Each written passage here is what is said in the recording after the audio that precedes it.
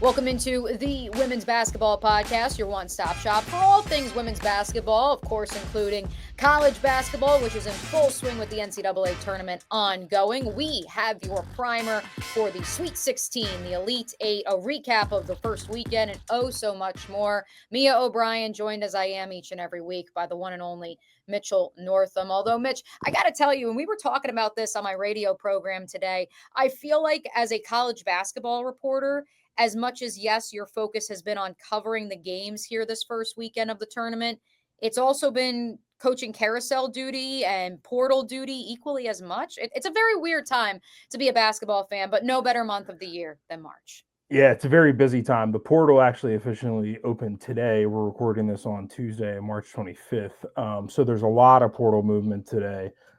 There's word out there that Camille Pierre from Vanderbilt might be in the portal. I think she would qualify as probably the best player to enter so far. But, I pointed out in a ranking I did at SB Nation, I tried to rank, the 12 best players in the portal so far. A lot of these teams that are going to pick up players now, those are going to help them make deep runs into the tournament next year. We got Haley Van Lith, LSU to TCU. She's in the Sweet 16. Kiki Iriafen, USC from Stanford. Reagan Beers, Oklahoma from Oregon State. Leah Tu King, Pitt for Notre Dame. UConn even got one. Caitlin Chen from Princeton. So, the moves you make now, it's going to set you up for next March. But really busy time. And, yeah, coaching staffs got to juggle a lot of things, and some of them even more if they're changing jobs. I will not lie to our listeners. I made a wonderful rundown of what today's program would consist of. Certainly conversations about the portal, the coaching carousel, of course, a recap of the weekend that was. I made that rundown at roughly 5 p.m. on Monday.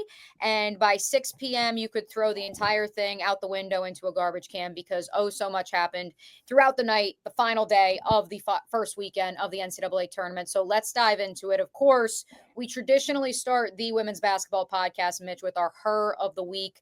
We're not going to bury the lead. We will address the elephant in the room, which is our honorary Her of the Week, Juju Watkins. Her season is over. Her NCAA tournament is over after tearing her ACL in a round of 32 victory for USC, the one seed in that region over Mississippi State. I think we can table the big conversation about when do we see Juju next for another time. But obviously our prayers are with someone who at this point in time, if she's not one of, she is the face of the sport. Yeah, we'll get to kind of the bigger picture, how this impacts the tournament, all that stuff here in a few minutes. But yeah, last night I saw this while I was kind of wrapping up at Carolina after their win over West Virginia. And, saw it on Twitter, and it was just a major bummer. Like you said, right now, the face of women's college basketball, today she was named National Player of the Year by the USBWA. She will probably win that award from every outlet this season. I expect her to be the consensus National Player of the Year at this point. Just a massive, massive bummer for her, for USC, for fans of the sport. It just kind of, was a damper on what was a really fun weekend. And what was a very, very fun Monday, which brings us to yes. the actual Her of the Week. Although, let me actually address the honorary one, the second honorary Sure. one. Mitch, we'll hit her first. Because again, I wrote our rundown down yesterday and, said, there'll be some chaos perhaps a little bit, but I don't think it's going to affect too much of our rundown for this week's episode. And then, Alabama, Maryland happened, which we will get to. But first, Tamira Poindexter, Kansas State. We have been known to have questions, maybe hate a little bit on our friends in the Little Apple. But as of 5 o'clock yesterday, through 3 days of the opening weekend of the NCAA tournament, there was no question she was going to be the Her of the Week after becoming the first player in NCAA tournament history to record 6 blocks and 6 3-pointers or more. She had 8 in the victory over Baylor not Baylor, excuse me, I'm messing up. Kentucky. Wait, Baylor, yes. K-State, no. Why am I Kentucky, messing up? You had it. Kentucky, K-State, Baylor, and Ole Miss. There we go. We got our 5s over our 4s correct. So yes, K-State's victory over Kentucky in Lexington. Tamira finished with 24 points. Again, those 8 threes, 6 boards, 6 blocks. That was the game of the tournament, Mitch. And then Maryland Alabama, and Sarah Ashlee Barker happened and captivated a nation. A double overtime victory for the Terps. It's officially the year of the Terp between the Crab Five on the men's side and Brenda Fries's squad making the Sweet 16. It marks the first time that the Terps have sent both their men's and their women's teams to the Sweet 16 in the same calendar year, in the same tournament season, which is insane to me. Yeah, But I was Sarah pretty surprised Ashlee, by that stat.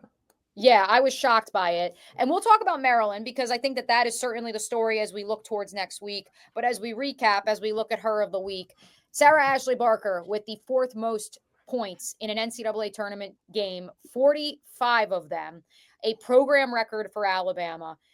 She hit 3 free throws in with 0.7 seconds left in regulation, was 4 of 8 from the line. We're going to go through that actual sequence because it might have been the most frustrating basketball 5 seconds of a game that I've seen all season long, whether it's the men's or the women's side. But I think that Sarah Ashlee Barker, the once upon a time Georgia transfer, the once upon a time high school player of the year in the state of Alabama, and producer Dimitri will join us here momentarily to give us her backstory. It was a way to go out if there ever was one. And she is someone who I know I talked to you this morning and I said, I think that her performance in her final collegiate game will skyrocket her up WNBA draft boards in a few weeks' time. Yeah, yeah. Her last game as a member of the Alabama Crimson Tide, she goes down furiously swinging. I mean, just a great performance by her. Writes her name into the NCAA tournament record book with a Sharpie. Ties Kelsey Mitchell for fourth all time. Some of the names ahead of her are Lori Bauman and Cheryl Swoops and Jane Apple. So really good company there for Sarah Ashlee Barker. Unfortunately, I know we like to support Maryland, here on this program, given both of our connections and whatnot to that state. But if Alabama would have won, it would have been their first trip to the Sweet 16 since 1998. Instead, Maryland goes to the second weekend for the fourth time in 5 years. As the folks up in College Park like to say, it's January, February, and then Brenda Fries in terms of the months of the year. So, yeah, now Maryland gets to play South Carolina, which is going to be a tall order, but we'll see what happens once we get down to Birmingham. But, yeah, Sarah Ashlee Barker, I think certainly I think it's a real possibility we see her go somewhere early in the second round, top 15, maybe somebody takes a swing at her, late in the first. But yeah, I mean, she certainly proved, yesterday, like I said, one of the best Alabama players of all time in women's basketball.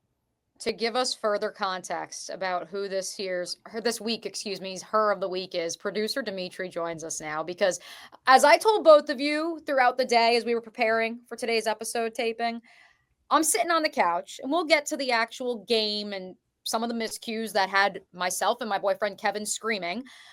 But Kevin's sitting next to me and he's concocting this beautiful, fictitious story of who Sarah Ashlee Barker is, that she grew up on a farm. She has a pig named Arlene who taught her how to shoot 3-pointers. And Dimitri is going to debunk that now and crush all of our hopes and dreams and perhaps present to us another villain in this year's WNBA draft cycle. Let me start by saying everything I'm about to say, aside from the verifiable facts, are just my opinion. Barker family, please do not sue. Also, Mitch, to correct you, we don't all root for Maryland here on this podcast. You see right above my head is my degree from the University of Alabama. There. So Sarah Ashlee Barker, her dad, SEC football fans know very well. Jay Barker was the quarterback of Gene Stallings' national championship team in 1992. He was a sophomore.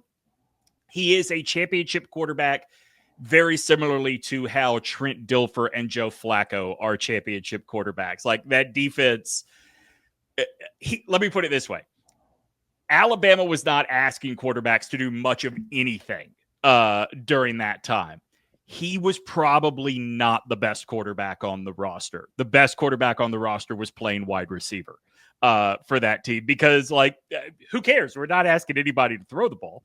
Jay Barker enjoyed cult hero status for a long time because after Gene Stallings left, Alabama kind of floated in the wilderness for college football until a guy named Nick Saban came to town. Who's that? Never heard He of him. is a smaller guy, popular in college football. Listen, as soon as Saban I hear came he's to in town, really good Aflac commercials. Actually, I think I've seen him in a couple of those. yeah, he's the one that's with the best college football coach of all time, Deion Sanders, right? In those Yes, Coach commercials? Prime. Yeah, I've heard of him. Yep. Yes. So Nick Saban comes to town, starts winning championships, and everybody starts to come around to what 11-year-old Dimitri was saying back in 1992. I don't think Jay Barker is very good at quarterback. So during this time, Barker is on the radio in Birmingham and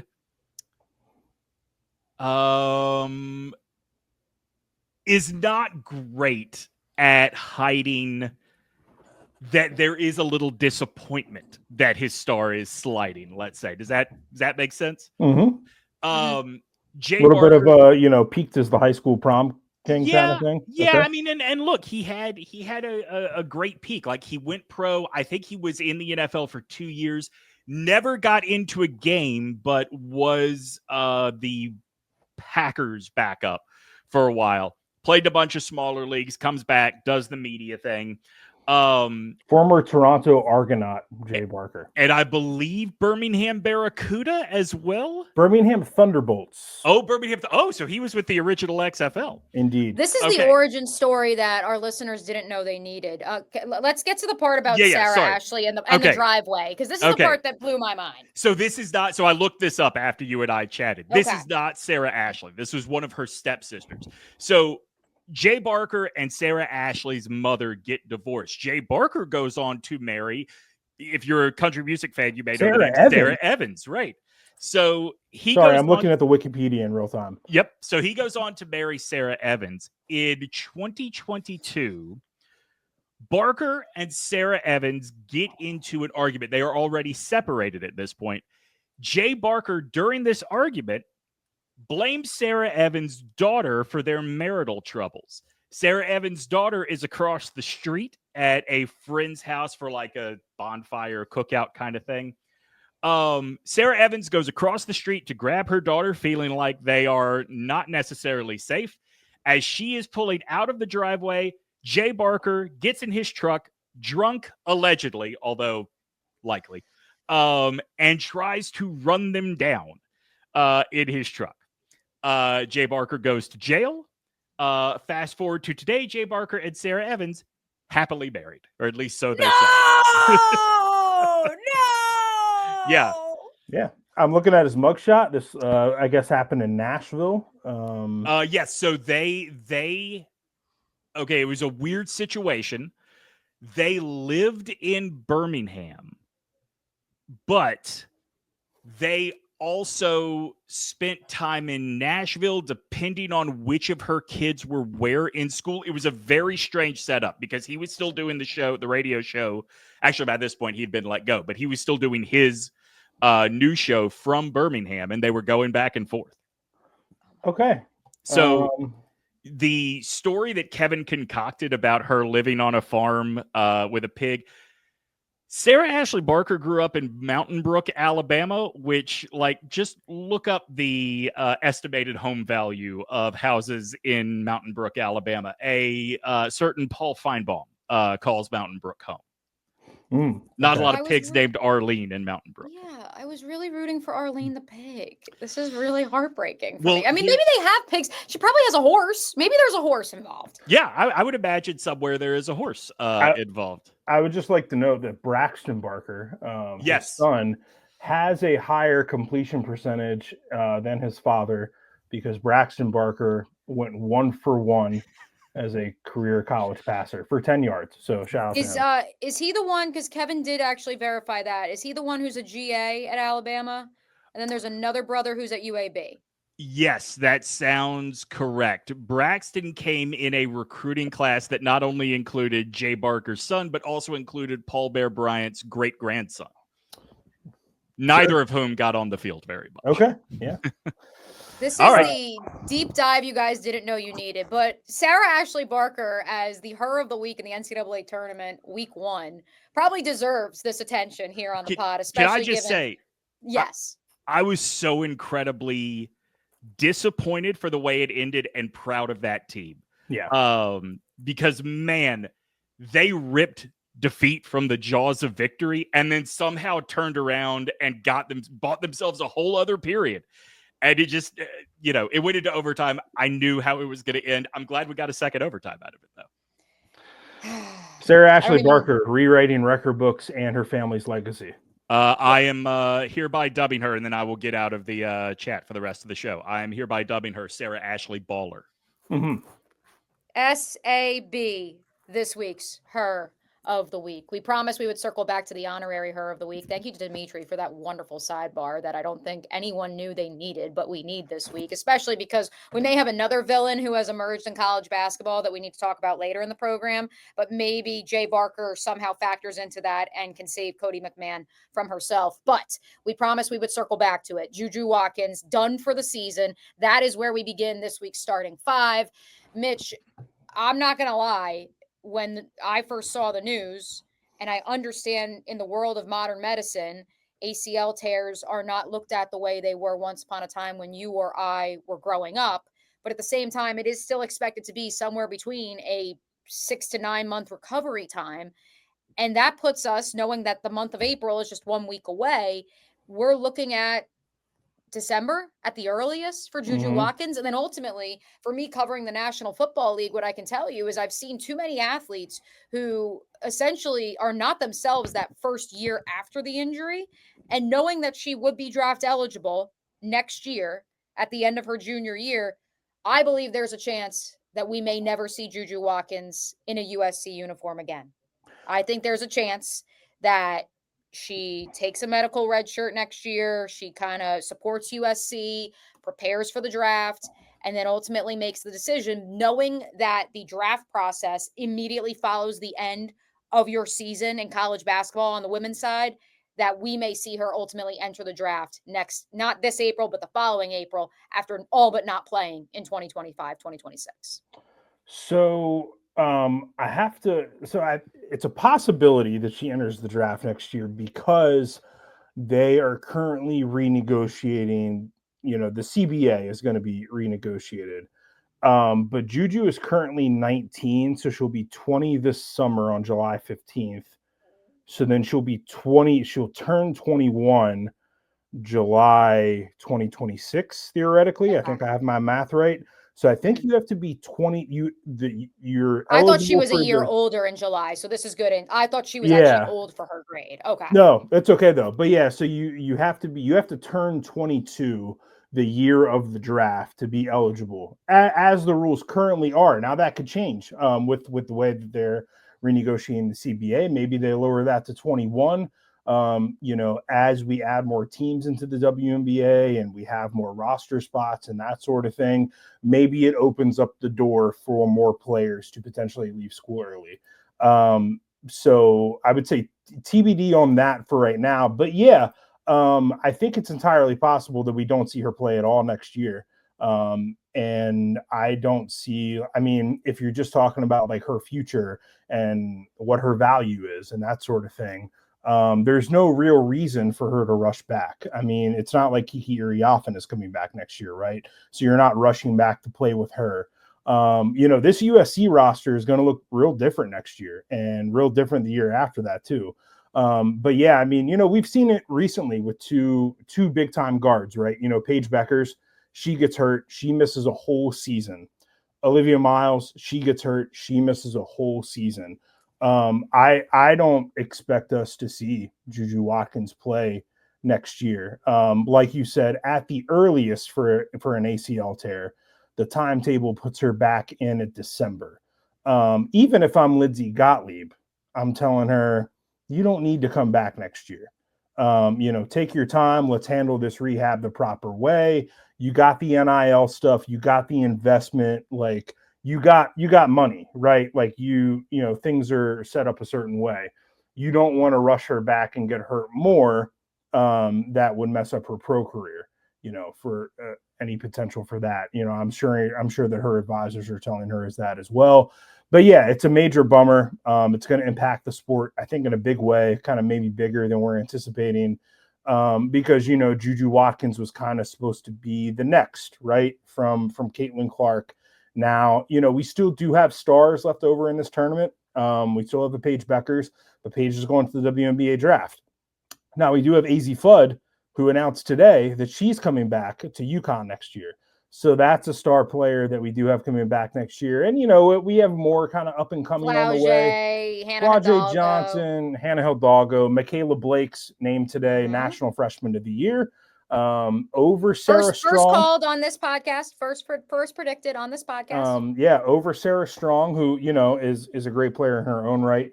Tanaya Latson, the list goes on and on. There's plenty of stars, but none of them, I think we can say safely, none of them have risen to the level of Juju quite yet. Like, she is the closest thing we have to Caitlin Clark in terms of attention, not necessarily the same player, but in terms of a women's college basketball player breaking through the monoculture to where the point, where your mom and your grandma is asking you about, who this player is, right? So I think that is the big thing. It's, a lot of people have said, that the NCAA TV deal with ESPN that they signed last year is undervalued.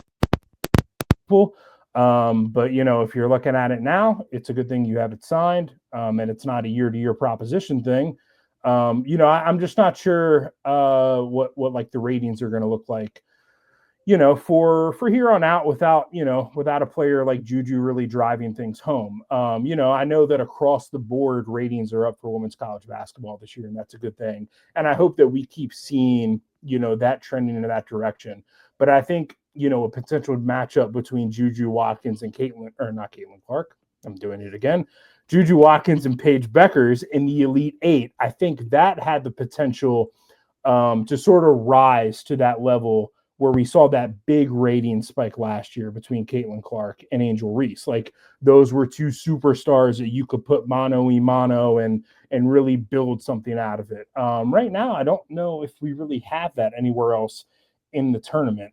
We certainly have really good matchups and all that stuff, and other things to watch and look forward to. And there's tons of narratives and storylines to pay attention to.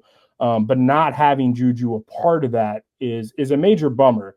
And the other thing that I noticed this morning is immediately in the aftermath of Juju Watkins' injury, UConn jumped to the favorite to win the national championship. And it's because now, if you look at UConn's region, they have the easiest path to the Final Four. Oklahoma's a good team. Sure, certainly. Kansas State, good team. I know they don't like me, but they're a good team. Big fan of Serena Sundell. We're going to give her flowers here in a little bit, too. Yeah. Don't worry. And USC, a really good team. Even without Juju Watkins, you have some really good pieces there. Kiki Uriafen, Talia Von Alhoffen, Rhea Marshall, everybody else.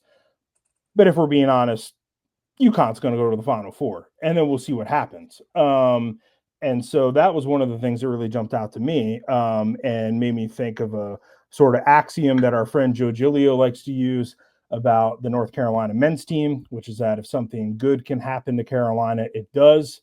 If something good can happen to the UConn women's basketball program, it does. And you can say that about their pathing out to the Final Four, and you can also say that about AZ Fudd deciding to come back for another year.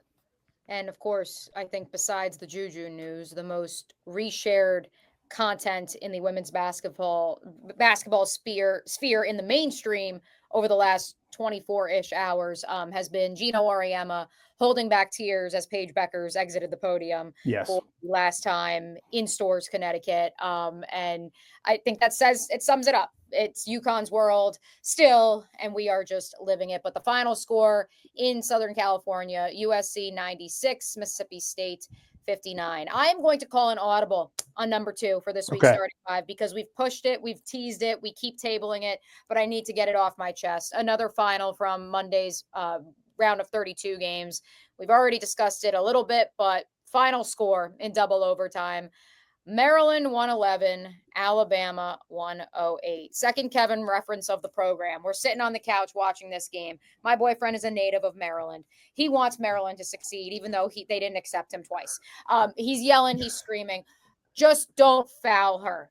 Don't foul the jump shooter. There are 6.7 seconds left, Maryland. Please don't foul her. You are up 3. You tip your cap if she makes the 3, and especially because if you foul her and she makes the 3, now you're looking at a potential 4-point play, and now you could lose this game after being up 6 with under 30 seconds remaining in said ball game. And Mitch, what did the Terps do? The Terps took the ball. They stole it at the end of double overtime, and they won that thing. That's the good news. But yeah. what happened before that, yes, they fouled Sarah Ashlee Barker, which is what Kevin and everybody else in America told them not to do. And then Sarah Ashlee Barker hit all 3 of them things to send it into another period of OT. So yeah, like Kevin, I also did not get accepted into the University of Maryland, so he doesn't have to feel too bad about that. There's a lot of us that weren't accepted as Terps. But yeah, that was certainly the game of the day on Monday. They even, I didn't get to watch a ton of it because I was at Carolina, West Virginia, which did not feature that much scoring, not nearly as much. And during timeouts, they were putting the Maryland-Alabama game on the Jumbotron at Carmichael Arena. And we also had somebody on press row. I think Marissa Sisk from Her Hoop Stats had it up, and so we were kind of leaning over, checking out some things. And yeah, just an awesome game from Sarah Ashlee Barker. Hits that 3-pointer near the end of the fourth to give them a lead. Maryland responds, it goes to OT. And then at the end of the first overtime, she hits those 3 free throws to send it to an extra period. Tough L for Alabama. Tough L for Alabama.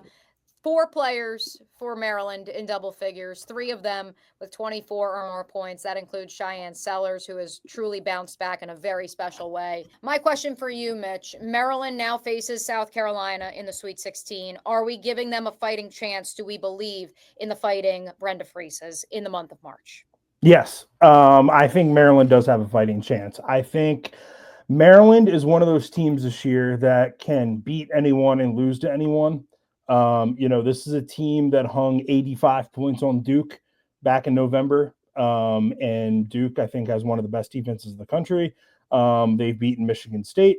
They've beaten Oregon. They've beaten Michigan. They beat Ohio State. They beat an Indiana team by double digits that was up on South Carolina at halftime the other day. So, and I just believe in Brenda Fries. I think she's a great coach, and I think she usually has it together when it comes to March and when it comes to preparing for NCAA tournament games. And, I'm not trying to take anything away from South Carolina. Like, they're still a really good team. I still wouldn't be surprised if they won the national title. But I think we can all agree that South Carolina is not the monster this year than they have been in years past. They aren't, as we have stated many times on this podcast, and as apparently Raven Johnson has heard, they do not have the post presence that has made them that monster in years past. I covered, this was the 2023 Elite Eight when Maryland played against South Carolina down in Greenville, South Carolina. And the reason why South Carolina won that game is because Aaliyah Boston and Camila Cardoso beat the hell out of the Terps. And Maryland just didn't have an answer for South Carolina's inside game. Newsflash, those 2 players ain't playing for the Gamecocks anymore. And especially if South Carolina continues to kind of come out in games like they did against Indiana and start sluggish like that, you can't do that against a team like Maryland. Maryland is a deep team. They're a talented team. They, as we just saw, have the capabilities of scoring, 80, 90, 100 points. I think it's going to be a better game than a lot of people think, which we will get to in Making Money with Mitch. Yeah, I would give the Terps a fighting chance for sure. I actually had my nails done during the ill-fated Iowa-Oklahoma game yesterday. I had it up on my phone. I was getting my nails done, and I thought these would be lighter yellow.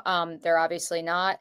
And obviously Iowa got routed by 30 plus. So I'm going to say that these are Maryland yellow nails. Sure. For those Yeah. of you watching on YouTube, if you're listening on podcast, probably not great radio, but hey, we keep it moving with this week's starting five. Mitch is going to be off to Birmingham. That's part of why we're recording this podcast on Tuesday afternoon. That's part of why if my connection sounds a little staticky, it's because I'm at the office, because we wanted to make sure we got you guys this podcast ahead of the Sweet 16 and before Mitch takes in the first ever NCAA tournament meeting between the Duke and the North Carolina women. Yeah. So Duke outlasts Oregon and Deja Kelly, a former Tar Heel, down in Cameron Indoor Stadium on Sunday. That game was a good rock fight. Duke played without Toby Fournier, the ACC Rookie of the Year, who apparently was dealing with an illness. Carol Lawson didn't share a ton of details, but basically said, hey, she wasn't feeling well. The doctors didn't clear her to play. And so, Toby wasn't on the bench, wasn't in the game, was nowhere to be seen. So I hope, just for the sake of seeing both of these teams at their very best, that Toby Fournier is back and ready to rock and roll and play against the Tar Heels. North Carolina back into the Sweet 16 for the second time in the Courtney Banghart era.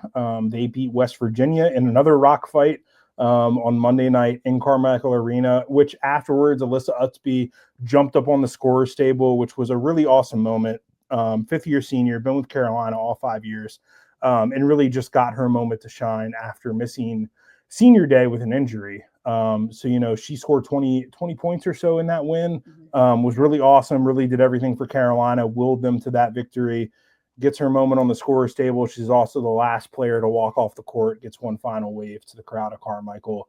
Just a really awesome scene. And then, earlier in the day, I was at NC State, where NC State, I don't really know how to put this any other way, but they put a belt to Michigan State's ass and just beat the brakes off of them from start to finish. I think the final of that game was, 83-49. It was 27-9. You lost track. You were there in person and you lost track. Yeah, it was 27-9 after the first quarter. Madison Hayes hit a career high in 3-pointers with 5. Sanaya Rivers tied her career high in assists with 11. Isaiah James had 26-27 points. It was just a clinic by NC State. Just start to finish, just jumped all over the Spartans, and really showed, I think, I've been kind of talking about this for the past couple of weeks. I think NC State has a legitimate chance to get to the Final Four, and they really flexed their muscles and showed the kind of team that they can be in this win over Michigan State. It was kind of funny, in the press conference the day before, Michigan State's players had said some things about, they're not going to be ready for our defense. They haven't set a defense like ours. La, la, la, la, la. And then NC State jumps all over them in this way. So I asked in the post-game press conference, it's like, hey, did you guys see any of those comments? Were those motivating? And Madison Hayes then cracked a smile and then said, oh, no, we didn't see that. We weren't paying attention to that. So I don't believe her. Took the high road. I appreciate that. But, the little smile that she cracked kind of let me know that they were aware of some things that Michigan State had said about their team. But yeah, NC State, I think you really, really showed out and really flexed. One last note on the Triangle teams. It's the first time since 2007 since all three have made the Sweet 16.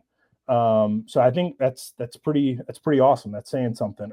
4 ACC teams in all getting into the Sweet 16, 6 from the SEC, just 3 from the Big Ten. Do we think the Big Ten was maybe a little overrated? Maybe, perhaps? Well, good segue, Mitch, because at number 4 in this week's starting 5, we're going to run through the 3 teams that went on the road in the opening weekend and won their region, their pod, if you may, as the lower seed. And that includes our good friend Kim Caldwell, and the Tennessee Volunteers, who so many had questions about.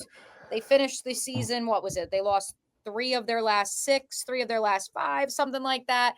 A lot of questions abound for the Tennessee Volunteers, and all they did was go to Columbus, Ohio, and take down someone who we believe may be the next villain in the world of women's basketball, that being one Cody McMahon. A role she is embracing. I have admired Cody McMahon's game, even dating back to when Ohio State pulled the top 5 upset of Iowa last year. I admired her as a sophomore, the one young gun on a more veteran squad a season ago in Columbus. And I appreciate the role she had taken up to probably about a month ago as the lead dog for the Buckeyes. But man, oh man, has anyone been caught on camera more in the last few weeks, just at the wrong place, wrong time, or perhaps just getting caught on a hot mic? She flipped the double bird to Brenda Fries's Terrapins.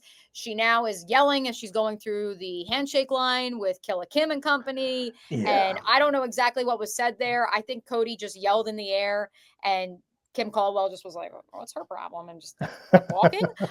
So we're not going to put words in her mouth. But yeah, shout out to the Volunteers, the SEC, as we proclaim, the best conference in women's college basketball.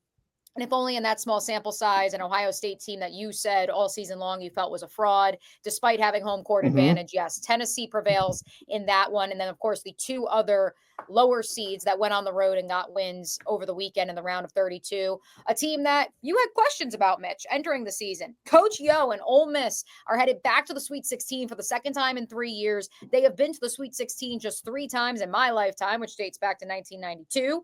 And Coach Yo has guided the Rebels to 2 of those Sweet 16s. And so a credit to her with the victory over Baylor, 69-63 in Waco. And then, as we alluded to, Kansas State, another team that we have doubted at various junctures throughout the course of this season, an 80-79 overtime winner over Kentucky. I thought Georgia Amore's comments were just so poignant, Mitch.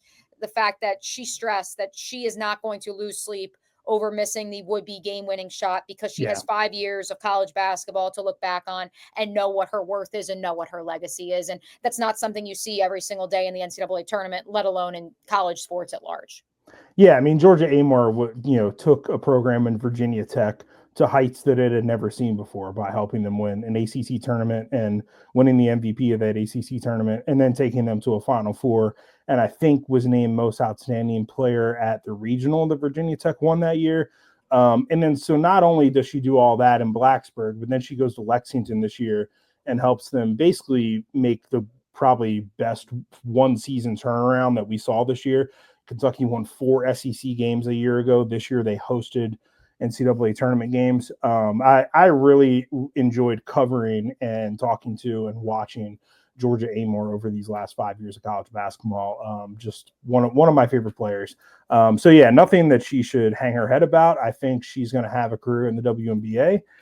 We'll see how that goes, but I think that she's certainly going to be drafted, and then we'll see what happens. On Kansas State, I mean, I just, they proved me wrong. Made shots. It's a make shots lead.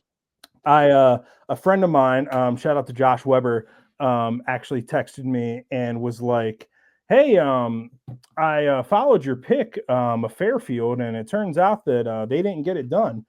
And I was like, yeah, man, that's my bad. Kansas State. Turns out Aoka Lee is healthy enough at least to do what she did against Fairfield and Kentucky.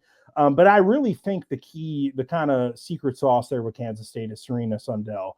And she really did, some awesome things there and, help them win some big games. And then I'll just say about Ole Miss, the one thing I can say about them is they don't have any back down in them. And I know you and I have had some questions about UCLA. If they got dog in them, I know that Ole Miss does. So I think that is going to be a compelling matchup just for that reason. Ole Miss is not going to be intimidated by UCLA. So that's going to be something to watch. Let's keep it moving for the sake of time, because we do want to look ahead to those Sweet 16 games, those potential Elite 8 matchups. Let's round out this week's starting 5 with some coaching carousel updates. Charles Barkley gets his man, despite the roundabout way that Auburn got there. Yeah. Super weird coaching search. Auburn landing on Larry Vickers. I wrote about this over at SB Nation, but I'll just kind of take people through it real quick. Initially Auburn wanted to, do a search that landed with a big name hire. That's what they wanted. They wanted, to make a splash. They were looking at potentially Sam Purcell at first, then it kind of pivoted to Adia Barnes. And then all of a sudden, when it came down to brass tacks, the Tigers didn't want to pay a pricey buyout for a sitting Power 4 head coach. And so they didn't really, pursue Adia Barnes any further after they kind of figured out what the price point would be. So then they started kicking around the tires on some people who were not in coaching this past year, including Kelly Harper, who later took the job at Missouri. And then Matthew Mitchell, the former coach of Kentucky, who we still maybe might see get a job this cycle. Houston, I'm told, is very interested in his services. And eventually for Auburn, the coaching search just kind of pivoted to basically going after, okay, what is the young, successful mid-major coach that we can get that won't break our bank? And so there was a lot of people that saw them hire Larry Vickers from Norfolk State and go, that's kind of weird. Like, what's going on there? And I think a lot of people had that reaction because we don't see coaches from the MEAC, from these HBCU leagues make this big of a leap, right? We don't see them jump into the SEC straight from, a place like Norfolk State.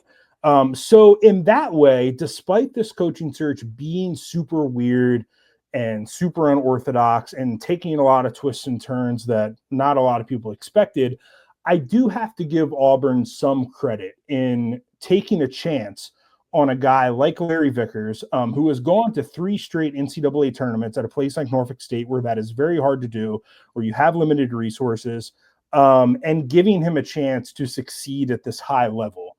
And I think that, if it works out, we could see a trend where, more Power 4 programs do this, right? And I think that, we'll see. I don't know if Larry Vickers at Auburn is going to work. I do think one of the reasons that Auburn and some of these other Power 4 programs that you're seeing maybe kind of make some hires that, for lack of a better phrase, are sort of on the cheap, is because there's still a lot of unknown about what is going to come with the House settlement. So I think that people are kind of penny pinching right now a little bit, like, when they see kind of those, they're not wanting to pay these big buyouts, I guess is the point that I'm getting to. And so we're not going to see like LSU go poach a Mulkey from Baylor anytime again soon, or Kentucky go poach Kenny Brooks. Contrary to what Charles Barkley and Auburn's Board of Trustees told us that they would be doing. Yes. So I think that's the boat that Auburn found themselves in. They found themselves in kind of a water of uncertainty and unwilling to pay the big price to go get a really good, proven Power 4 head coach.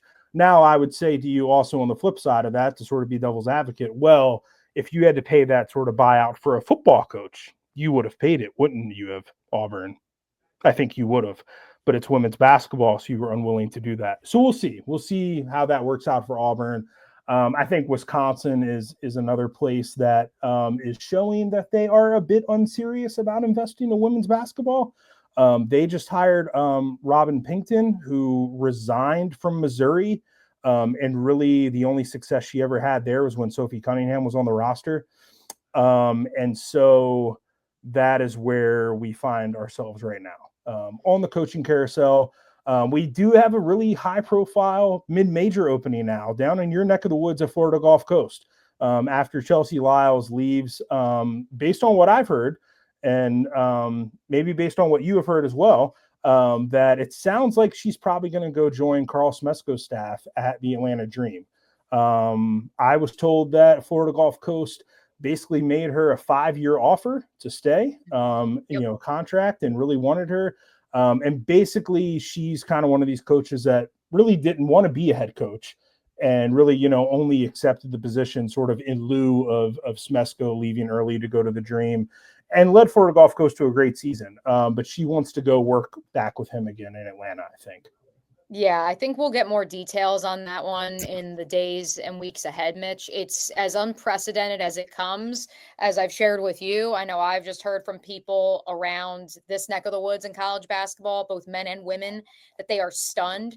This is perhaps the most economic, recession-proof, sustainable college sports program, regardless of sport, in the state of Florida, with what Carl Smesko built in Fort Myers. And the idea of completely new eyes coming in and seizing it is just it's tantalizing, but also scary, I think, for so many to wrap their head around at the same time. So I'm sure we will talk about it in the days and weeks ahead. I know we're a little pressed for time and we want to give folks a preview of this weekend. So we will get back to you, Florida Gulf Coast. Don't worry, our eyes are on you down there in Southwest Florida, but our eyes will also be on these 3 games. Mitch, kick us off with this week's Chef's Table, the appetizer round. Let's see here. Our appetizer this week is Duke versus Carolina on Friday at 2:30 p.m. Eastern on ESPN. This Truly is the appetizer because it's the first game of the weekend. Yes, it is. It's going to be an incredible game, I think. I think it has the chance to be very low scoring, which we will get to in Making Money with Mitch very soon. But I think that we're going to get the game that is appropriate for this stage. Where, the last time we got Duke Carolina, Duke won pretty comfortably, but Alyssa Utsby and Renee Kelly did not play in that game. So I think there's a chance that this game is a lot better and a lot closer. Hopefully we get Toby Fournier at full strength. But I mean, it's Blue Devils versus Tar Heels on this stage in the Sweet 16. What more than can you ask for? It's pretty awesome. So I'm super looking forward to that in Birmingham. And it will make an appearance in Making Money with Mitch as well. The entree is also pretty spicy, although I know I'm going to be saving room for dessert. Yeah. LSU, NC State. I think this has a chance to be maybe the best game of the round of 16. These two teams played back in November in an MTE down somewhere, I believe somewhere in the Bahamas or the Cayman Islands or somewhere like that. But this is Friday, 7:30 p.m. Eastern on ESPN, the Tigers and the Wolfpack. I think it's going to be an awesome game. You have some really talented guards, Flau'jae Johnson. You have on the other end, Isaiah James, Sanaya Rivers, Zoe Brooks, Madison Hayes. LSU also has Anissa Morrow, Michaela Williams. It's just going to be awesome. And I think the difference this time around for NC State is, the first time that these two teams met, Total Trigger wasn't really part of the rotation yet. She only played, I think, 3 or 4 minutes. Isaiah James also didn't have her best game. It's now March when Isaiah James plays at her very best. And Total Trigger very much a part of what this NC State team does best. So I think this is going to be a good, close game, one of the best of the weekend. Anissa Morrow was a little shaken up yesterday at one point in LSU's victory over Florida State, but obviously she was able to head to the bench with 4 minutes left, and so she was able to play throughout the duration of that game outside of, yes, that brief little scare there, and then once LSU took full control of the Noles, she looked healthy to me, but certainly that was a question mark I know we had for both Flau'jae Johnson, who missed the entire SEC tournament, and Anissa Morrow heading into this first weekend of the tournament. And it was great to see them healthy. Evidently they are. Evidently, so is this next duo. Notre Dame, folks, I hope you bought stock when Mitch and I told you to. They're the dessert, and my golly, Mitch, they look like the team we saw through most of the year.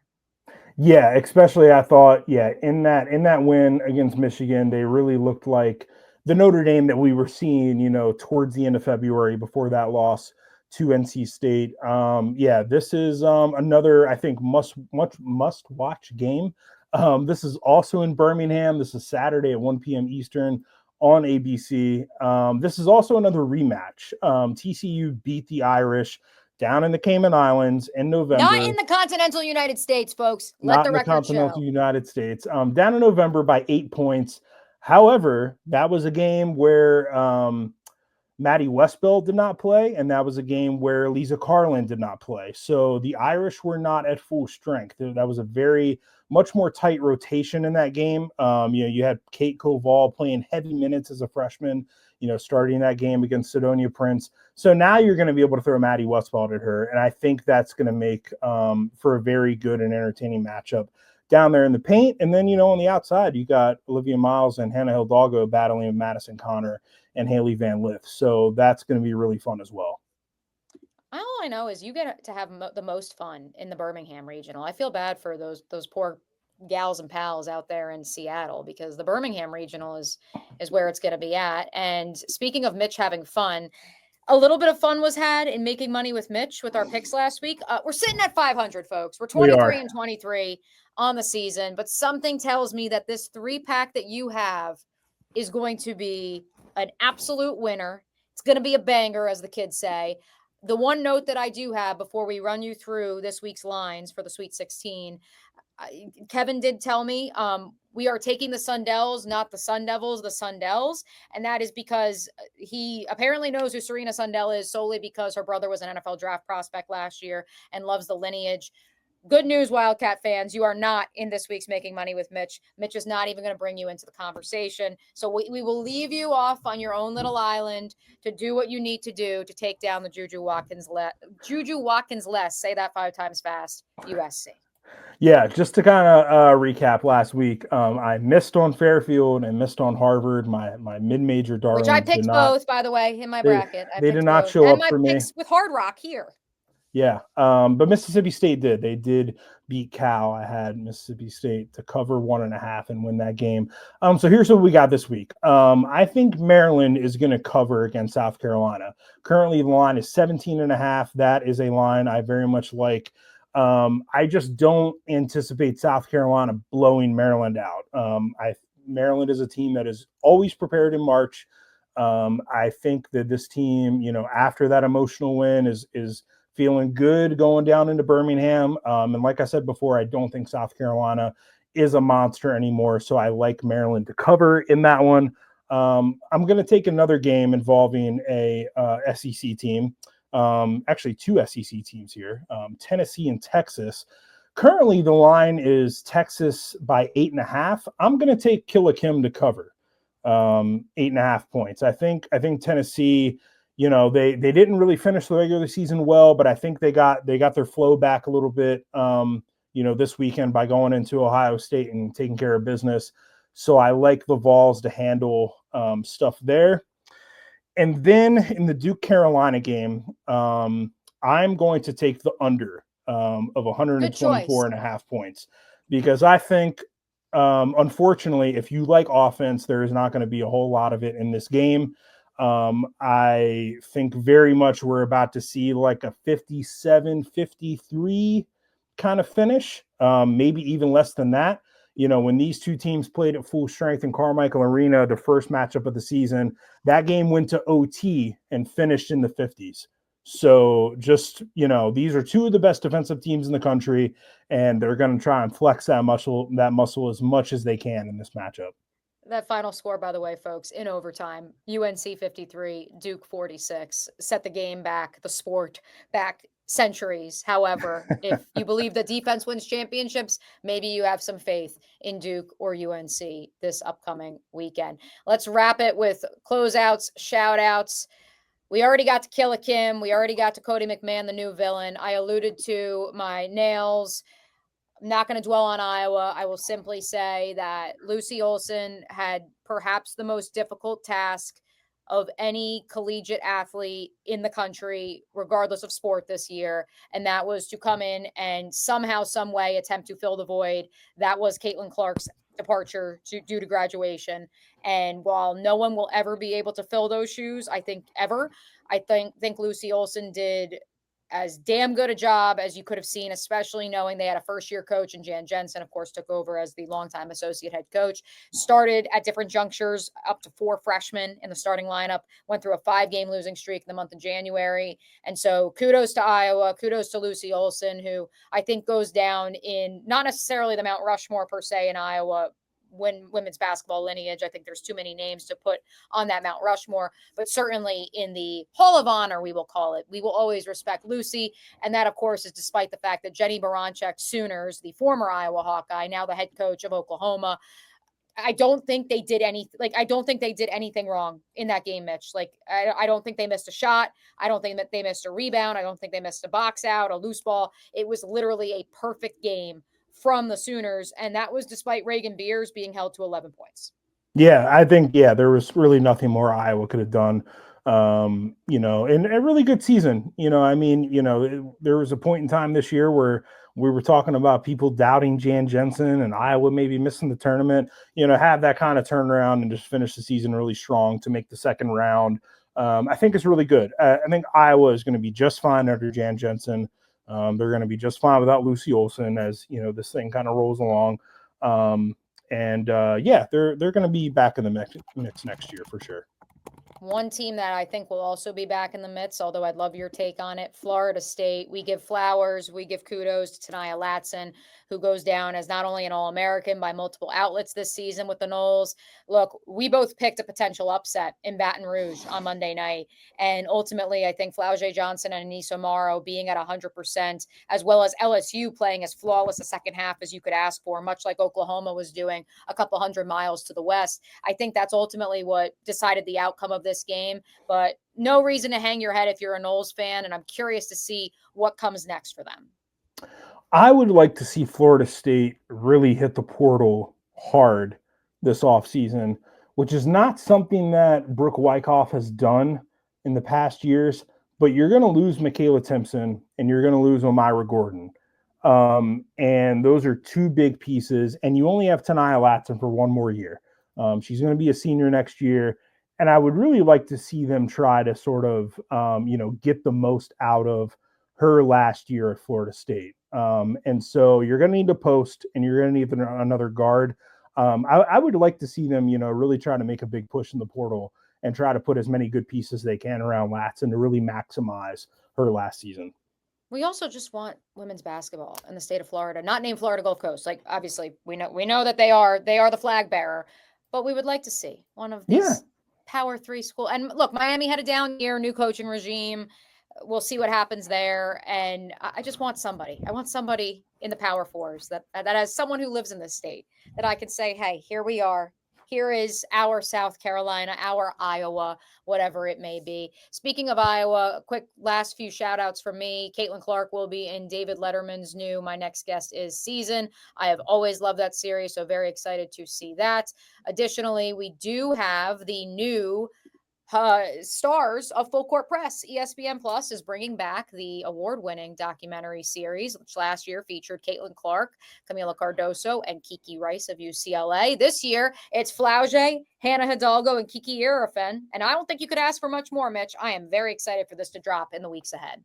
Yeah, 3 players in the Sweet 16. You're going to see some interesting storylines, I think, there with Hannah Hidalgo, with the way that Notre Dame finished the regular season, with Kiki Irifen now dealing with the injury to Juju Watkins, and with Flau'jae Johnson, she had an injury, near the end of the regular season, and now LSU potentially eyeing another Final Four berth during her time there. So yeah, that's going to be must watch. I can't say that today when that comes out on ESPN.